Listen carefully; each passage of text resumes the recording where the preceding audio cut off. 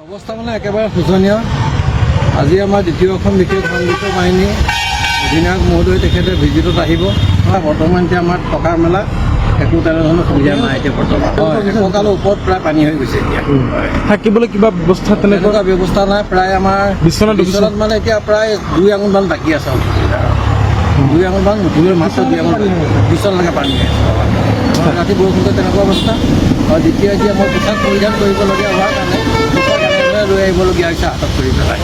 সেইটো বিভাগীয় এটা নীতি নিয়মৰ কথা, বিভাগীয় নিয়ম নীতি মানি চলিব লাগে। সেইকাৰণে পোছাক পৰিধান কৰি তেখেতক সাক্ষাৎ কৰিব লাগে।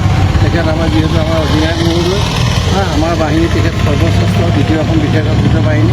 সেইধৰণে আমি এই অৱস্থাত আহিব। থানাটো একেবাৰে কোনো বিকল্প ব্যৱস্থা নাইকিয়া নিচিনা হৈ গৈছে। থানাটো অতিৰিক্ত পানী হৈছে। অহা যোৱা কৰিবলৈ কিছু সংখ্যক লোকে ব্যাঘাত জন্মিছে।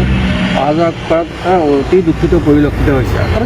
যিখন হাই ছেকেণ্ডেৰী স্কুল আছে, স্কুলঘৰো একেবাৰে শোচনীয় অৱস্থা। যিহেতুকে স্কুল ক্লাছ কৰিব পৰা অৱস্থাত নাছিলে, সেয়েতো শিক্ষক শিক্ষয়িত্ৰীসকলক উভতি যোৱা দেখা গৈছে।